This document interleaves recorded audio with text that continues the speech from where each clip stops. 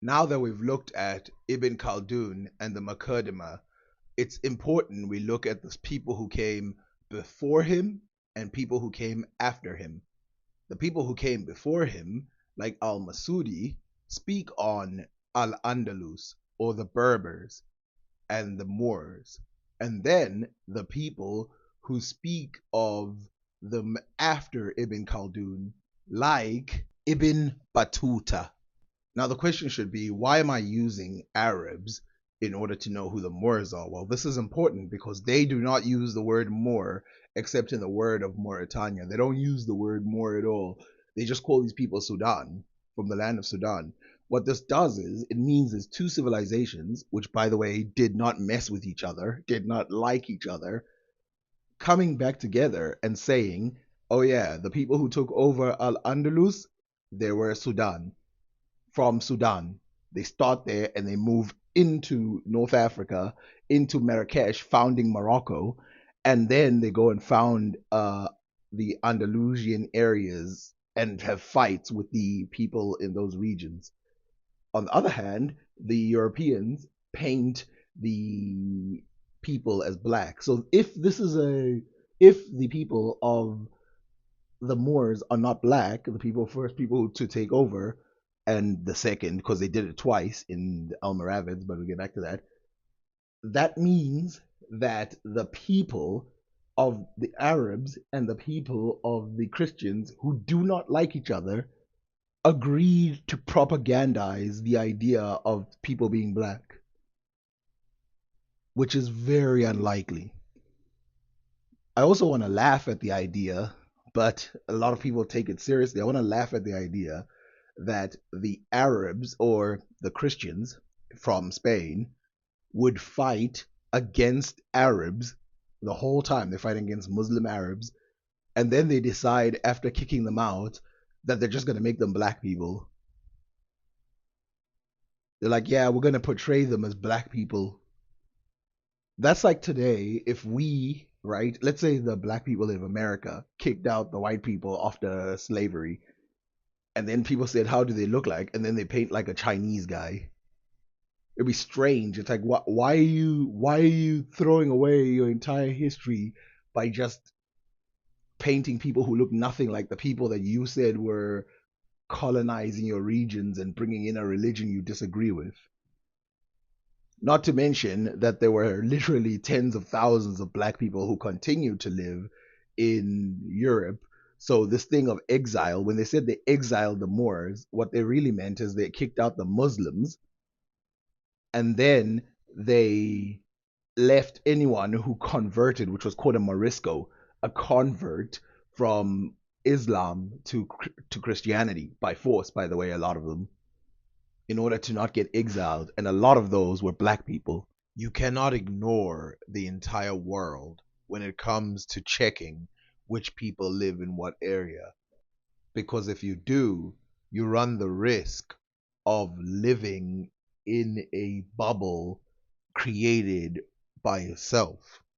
And that's why I want to start with this world map. Now, as you can see, this map, the Idrisi map, is of the entire world, but you can't tell from this direction because all maps in the past were upside down.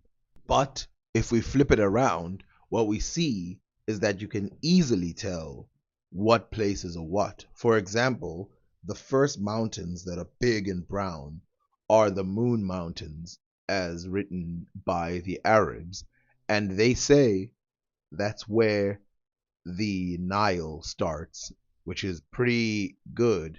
We would say that's probably Lake Victoria. Then we can see on the side that they point out Ghana, and then above that they point out Morocco. And you can see that Morocco joins with Spain and Portugal and the Iberian areas. Then we can see right next to Africa, Yemen. So these people, when they're writing, they're not writing about something they don't know. This is the Idrisi map.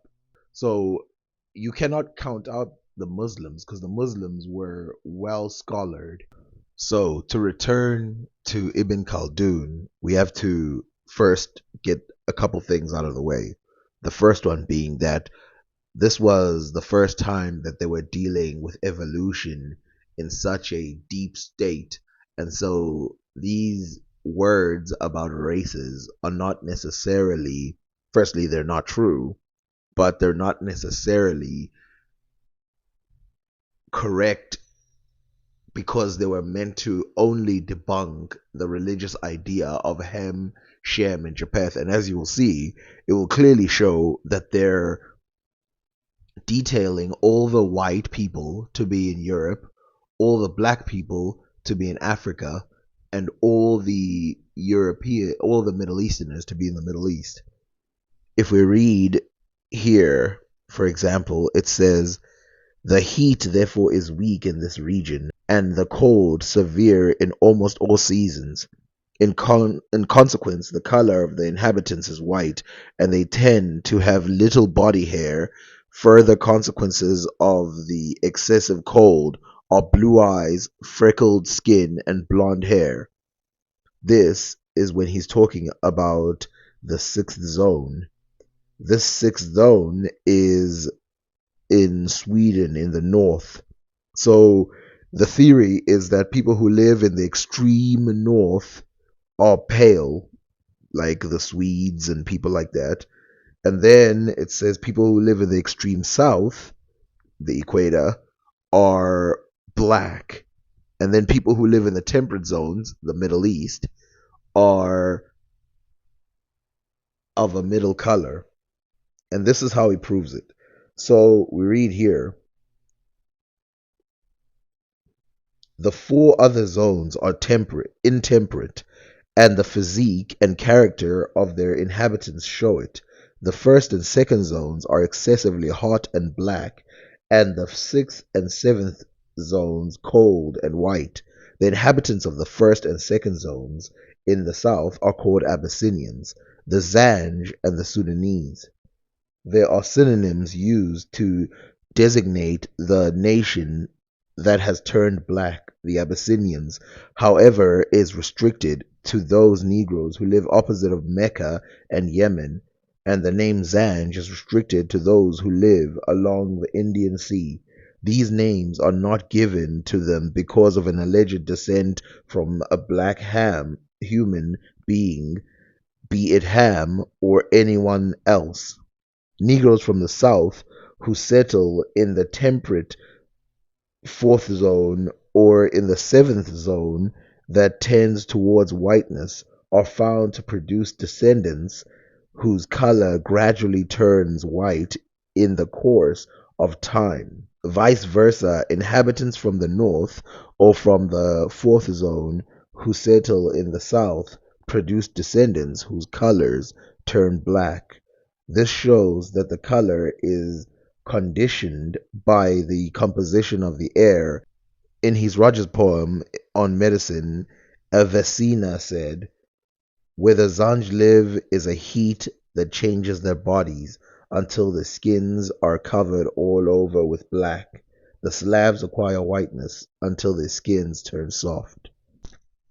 Now, as interesting as that point was, it still does not complete everything that he was saying, because he further goes on to say that you can tell what race the people of the North are because of how they are named.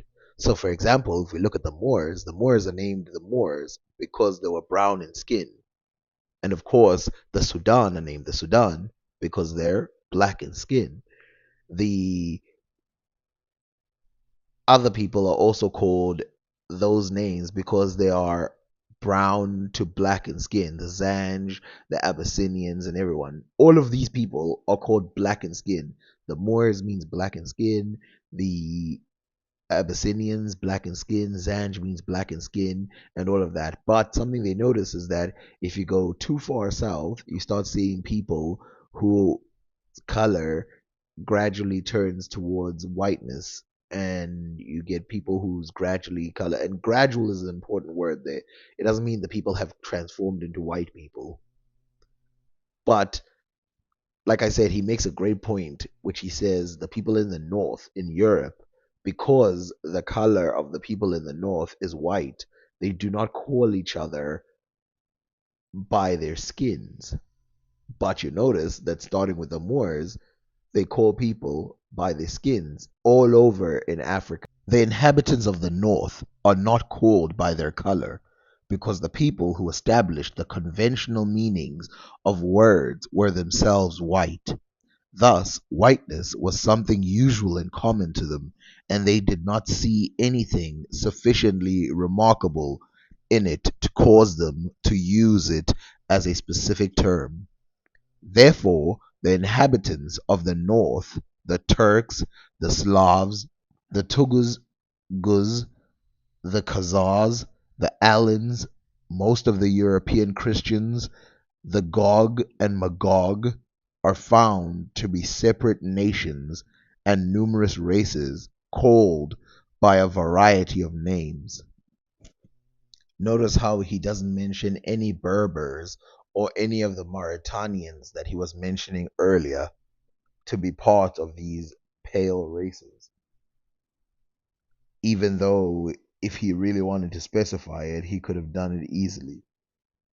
And then he says the inhabitants of the middle zone are temperate in their physique and character in their ways of life.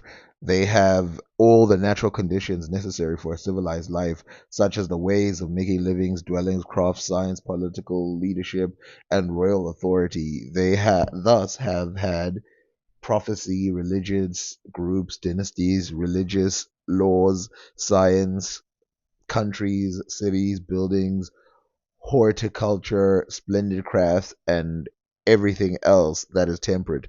Now, before I continue to read which groups he lists, I have to explain that he obviously lived in the Middle East, so that's why he's saying what he's saying.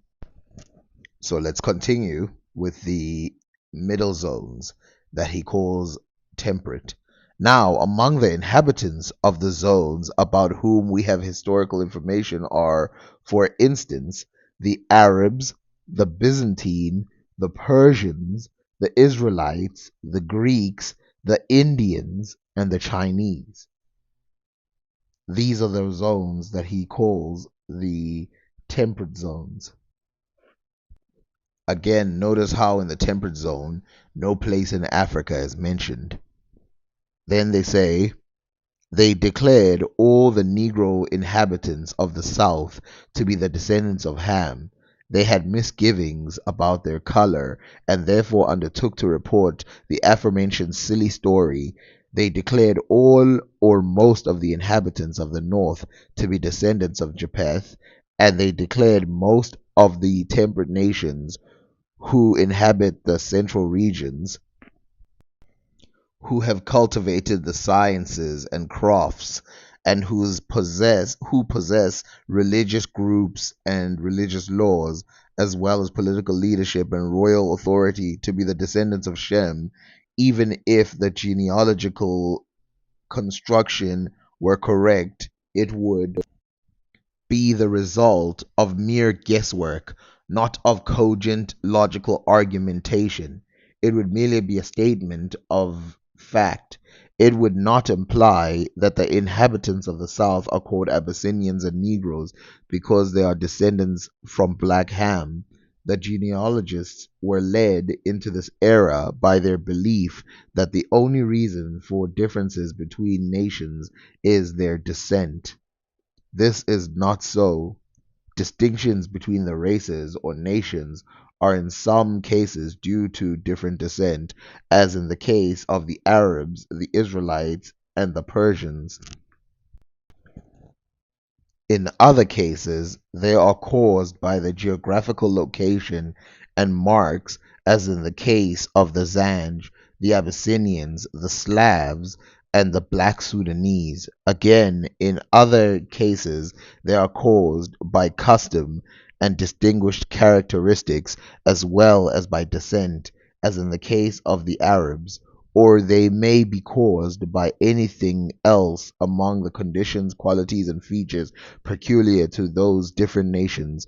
But to generalize and say that the inhabitants of a specific geographic location in the south or in the north are the descendants of such and such, a well known person, because they have a common color trait or physical mark which that forefather had, is one of those errors which are caused by disregard of the truth nature of created beings and of geographical facts.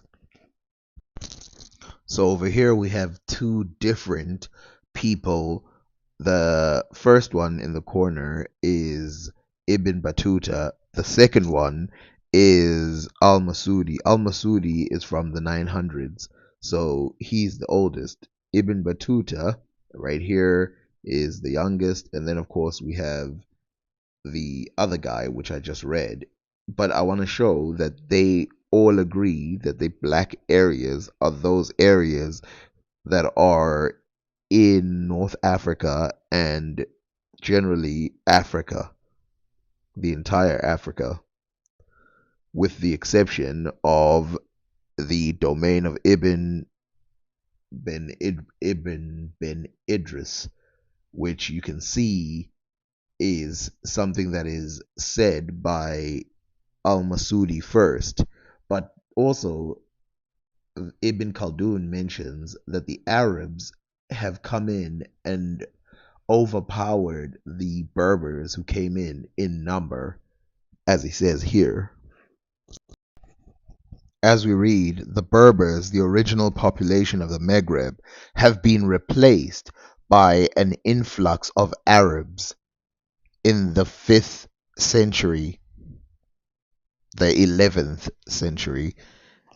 The Arabs outnumbered and overpowered the Berbers, stripped them of most of their lands, and also obtained a share of those that remained in their possession. This was the situation until the middle of the 8th, the 14th century. Civilization, both in the East and West, was visited by a destructive plague which devastated nations. Now, why would he say that about the Arabs? Well, something that was happening at the time in the 11th century all the way was the Islamic expansion, and the Muslims were dominating the regions of the natural Berbers, with the exception of the Sanhaja, who came from the Sudanic regions, which all of them came from the Sudanic regions, but we're going to say this for now because people don't believe that. But let's look at the quotes that we know. It says here the Arabs and the Sanata and similar groups, for instance, are such nations as the Kurds and Turkomans and Veiled Sinaja. Okay, so what are they? What are they describing? They say that this is because, as we have said, such a nation is better able to achieve superiority and full control and to subdue other groups. The members of such a nation have a strength to fight other nations, and they are among human beings what beasts of prey are among dumb animals. The Arabs, the Zanata, similar groups, for instance, such as the nations as the Kurds, the Turkomans, and the Veiled Sinaja. And if we skip down to why he's saying this, we go down to the bottom, and I read this before, because he talks about how all of these groups conquered people beyond their borders. He says the condition of the Veiled Sinaja in the Maghreb. Remember, the Maghreb is the part where he says that's where the Berbers first came from, the original people of the Berbers, and he also said that the Veiled Sinaja are Berbers, is an example, another example, when they aspired to royal authority, they swarmed out of their desert plains in the neighborhood of the Sudan in the first zone and overran the Spanish realm in the fourth and fifth zone without any intermediate stage. And so you can see there that he's clearly saying that the people which are described, I mean, they've got all kinds of names. I'm not going to use the European names because I want to make sure I deal with the Arabs. The Sinaja, who, like he says, come directly from the Sudan regions, they spread throughout those regions and went all the way to Spain in his time. Well, before his time, a little before his time. And the Arabs went all the way from, where they started to India and Africa and everywhere by his time, definitely. So if the Arabs have been in North Africa since way back, we're talking about 900, or let's say 1100s, where they really overwhelmed the population in numbers and only grew. I mean, you see, he says in the 1400s, they're still the biggest group. And of course, they just kept coming and coming and coming. Not to mention that when the Moors got kicked out of Europe, a European DNA got put into that group, into the North Africans, and then all kinds of things, like a black group got kicked out, an Arab group got kicked out. So when these people got kicked out and landed, and then the Arabs came in from one side and the Africans came in from one side, is it reasonable to say that the people who are in North Africa are one race and they've been the same forever? Especially the Berbers. The Berbers, who they say were overwhelmed, and it's quite obvious to see now because their skin color is completely different, and no one would describe them as Sudan. It's not easy to put together the history of certain people around the world because they require 100% that all the people of a certain region be of a certain race. This will never happen in any place you want in history. I don't care if it's Europe, the Middle East, the Far East, Africa, wherever.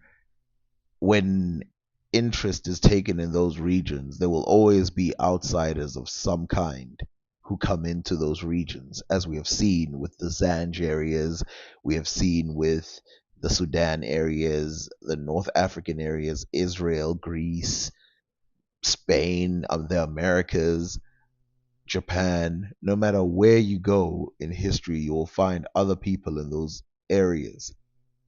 And so I understand why some people want there to be 100% of one race in one place up until maybe the 1700s or 1800s or whatever, because it'll give proper legitimacy, but that will never happen.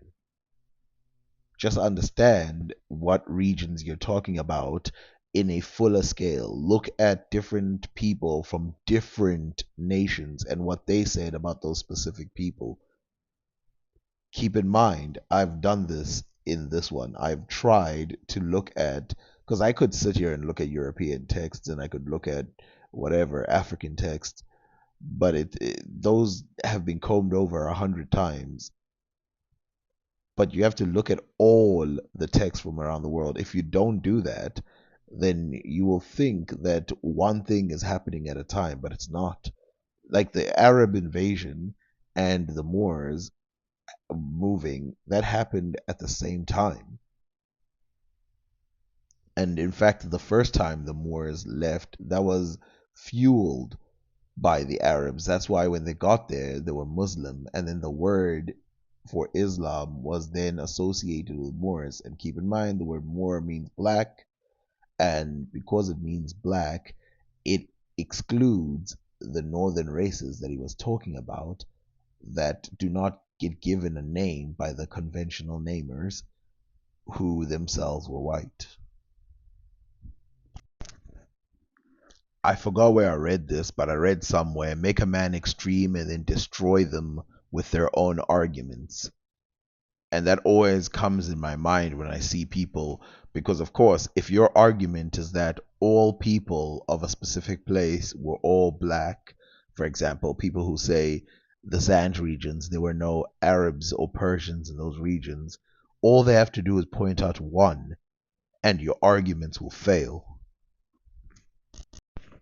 And now you're forced to seem like a hypocrite or state that it is the result of mixed race that those areas are successful, even though it's not really mixed race, it's just one person.